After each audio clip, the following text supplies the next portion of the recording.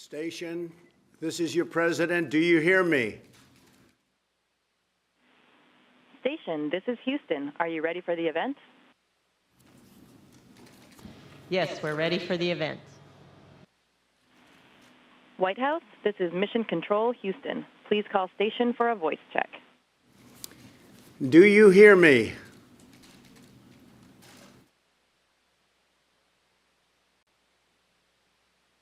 Yes, sir. We have you loud and clear. Well, that's what we like. Great American equipment that works. And this isn't easy. I want to say it's very exciting to be here today. Very, very exciting. And to speak to you live with three brave American astronauts. These are our finest. These are great, great Americans, great people. To join us from orbit aboard the International Space Station, Commander Peggy Whitson and Colonel Jack Fisher. And Peggy Whitson has been setting records, so we're going to talk about that very soon. I'm here in the Oval Office along with my daughter Ivanka and astronaut Kate Rubins, who recently returned from space and from the space station. Together we are being joined by students all across America, thousands and thousands of students who are learning. They're learning about space, learning about a lot of other things. And they're watching this conversation from the classroom. And all over, we have astronauts and we have everybody. We're flying right now 17,000 miles per hour. That's about as fast as I've ever heard. I wouldn't want to be flying 17,000 miles an hour, but that's what you do.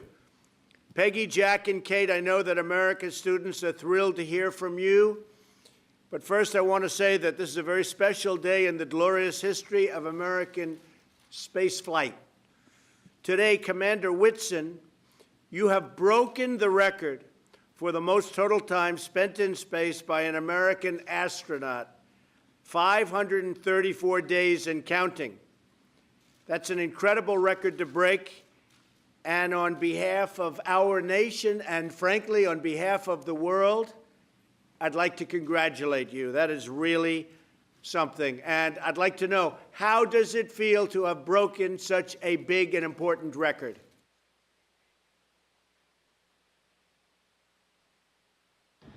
Well, it's actually a huge honor to break a record like this, but it's an honor for me basically to be representing all the folks at NASA who make this space flight possible and who make me setting this record feasible. And so it's a very exciting time to be at NASA. We're all very much looking forward, as directed by your new NASA bill. We're excited about the missions to Mars in the 2030s. And so we're actually physically have hardware on the ground that's being built for the SLS rocket that's going to take us there. And of course, the hardware being built now is going to be for the test flights that will eventually get us there. But it's a very exciting time, and I'm so proud of the team. Great. And what are we learning from having you spending your time up there? I know so much research is done. I'm getting a glimpse of some of it right here in the Oval Office. What are we learning by being in space?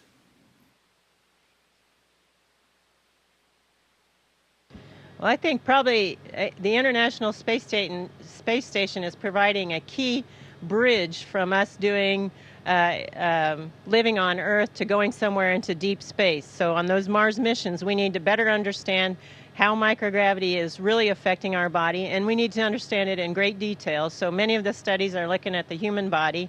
We're also looking at things that involve operations of a space vehicle on these long-duration missions, and the technological advancements that will be required. For instance, on a multi-year Mars mission, we're going to need to be able to close the life support system. And that means we, right now, for instance, are taking solar power that we collect and using it to break apart water into oxygen and hydrogen.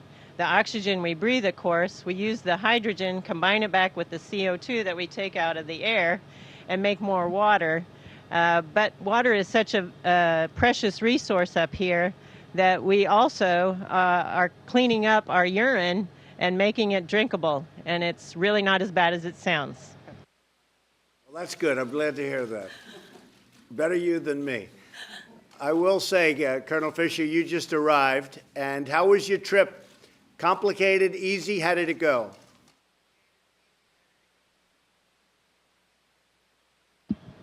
Oh, sir, it was awesome. It made even my beloved F-22 feel a little bit underpowered. It was, I launched in a Russian vehicle with my Russian friend, Fyodor Yurchikin, from Kazakhstan. Got the immediate perspective change as we got to orbit, and I saw that frail, thin blue line of life around the Earth. 6 hours later, we're docked to the station. The next day, I install an experiment in the Japanese module that's going to be looking at new drugs and how we can make those drugs for muscular dystrophy, Alzheimer's, multi-drug resistant bacteria, all sorts of things. A couple hours later, I watched our crewmate Thomas Pesquet, a Frenchman, drive a Canadian robotic arm to capture a spaceship from Virginia carrying 3.5 tons of cargo and science that's going to keep us busy for the next few months, and dock that to the station. Sir, it's amazing. Oh, and then, now I'm talking to the President of the United States while hanging from a wall. It's amazing. The International Space Station is by far the best example of international cooperation and what we can do when we work together in the history of humanity. And I am so proud to be a part of it. And it's also just cool. Like yesterday, I had, well, there you go. There's our resident space ninja doing the gravity demonstration. And yesterday morning, I had my coffee in floaty ball form, and, sir, it was delicious. So it's awesome.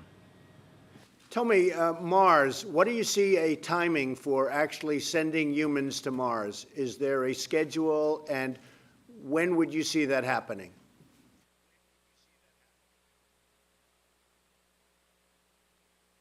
Well, I think as your bill directed, it'll be approximately in the 2030s. As I mentioned, we actually are building hardware to test the new heavy launch vehicle, and this vehicle will take us further than we've ever been away from this planet. So, unfortunately, spaceflight takes a lot of time and money, so getting there will require some international cooperation to get it to be a planet-wide approach in order to make it successful, just because it is a very expensive endeavor, but it is so worthwhile doing. Well, we want to try and do it during my first term, or at worst during my second term, so we'll have to speed that up a little bit, okay?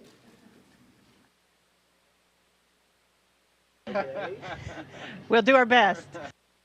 You will, and I have great respect for you folks. It's amazing what you do, and I just want to introduce another great one.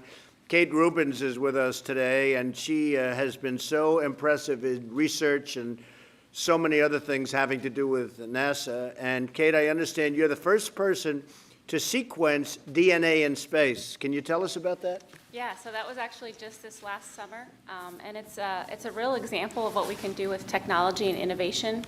We've gotten a sequencer down to the size of your cell phone, and we were actually able to fly that on board the space station and sequence DNA. It's not just the technology demonstration, but we can actually use that to do things like detect microbes on the space station, look at astronaut health. We can easily use that in Earth-based settings, too, to look for disease outbreaks and to do rural health care as well. That's fantastic. That is really great. I saw some of the work, and it's incredible. You know, I've been dealing with politicians so much. I'm so much more impressed with these people. You have no idea. Now, speaking of another impressive person, Ivanka, you've been very much interested in this program. Tell us something about it. Hi, Dr. Whitson. First of all, congratulations on your incredible milestone today. You may know that my father recently signed the Inspire Women Act to encourage female participation in STEM fields across all aerospace areas and really with a focus on NASA. So encouraging women and girls to pursue STEM careers is a major priority for this administration. And today we are sitting with an amazing example of that, Dr. Rubens, and you, Dr. Whitson. So I would love to hear from you. What was the impetus for you to get involved in the sciences? Yeah, so when I was around 15, I actually went to a conference. Actually, And that was very inspiring for me. It was sort of the beginning of recombinant DNA and understanding biology. And so just that exposure to scientists and the kinds of things that you can do with science and technology innovation. Amazing. Dr. Whitson?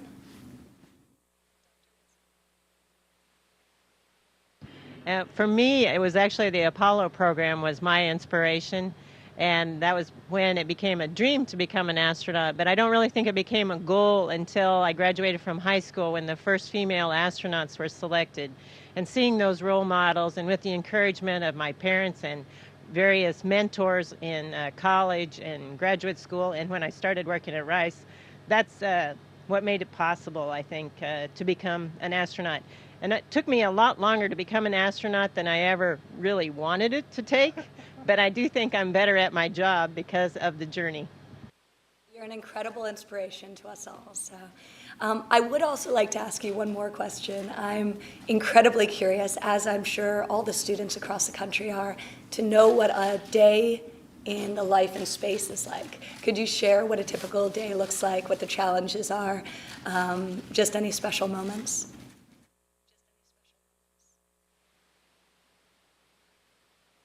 Well, a typical day, we wake up and look at the messages from the ground because we have a huge ground team that's working overnight to prepare, changes or the details of the tasks that we're going to be performing over the course of the day. So first thing I do is check out that, see what's changed.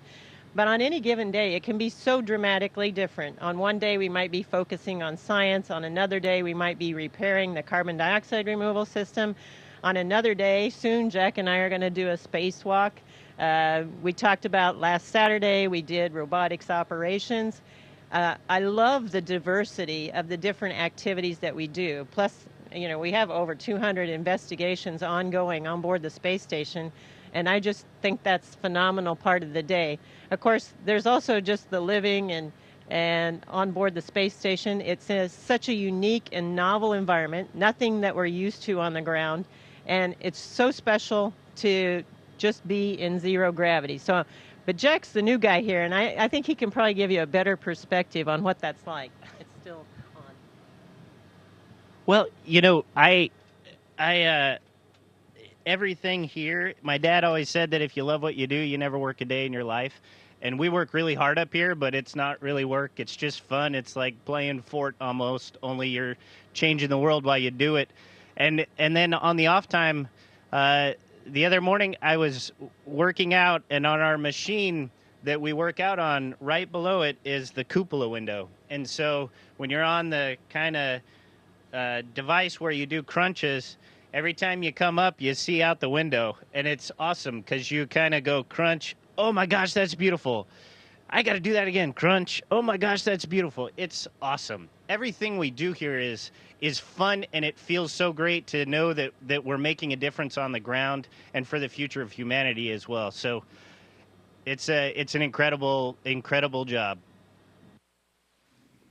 You're making a great difference, I have to say. And this is a very exciting time for our country, and you see what's happening with our country in terms of jobs, in terms of business, and there's such excitement and such enthusiasm.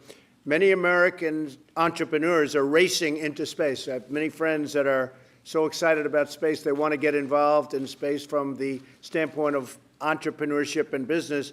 Tell us about the opportunities that could exist for the next generation of scientists and engineers. Is that something that you think a student, because you have so many students, hundreds of thousands watching, is that something that you think that students should be focusing, or should they be thinking about other subjects? What do you think are the opportunities for young students wanting to be involved in space?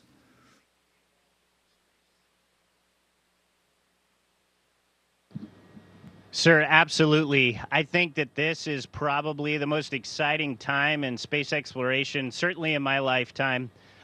We are about to just just have an explosion of activity. There is so much involvement on the space station with commercial industries and commercial partners. We have an entire program to manage the science. NASA has done a wonderful job of seeding a new industry with the commercial crew program and the commercial cargo program so that we can build the infrastructure we need for the future exploration. One thing I love about American entrepreneurs is once you get them going, you better stand out of their way because they're going to start trucking. And we're about to that point. NASA is taking on that expensive, hard, complex task of going further and deeper into space with the wonderful new rocket Space Launch System and Orion. And then as soon as we break open that door, this incredible infrastructure that we've been building is going to be right there to pick up the baton and continue into the stars. I would say to all the students that are watching, the time to get excited is now. If you aren't studying science and math, you might want to think about that because our future in the stars starts now, and you can be a part of that if, like Dr. Whitson, you can find that passion and work really hard, and we're gonna find a permanent foothold in the stars for humanity if you do that. Well, thank you. So well said. And I have to say there's tremendous military application in space. We're rebuilding our military like never before.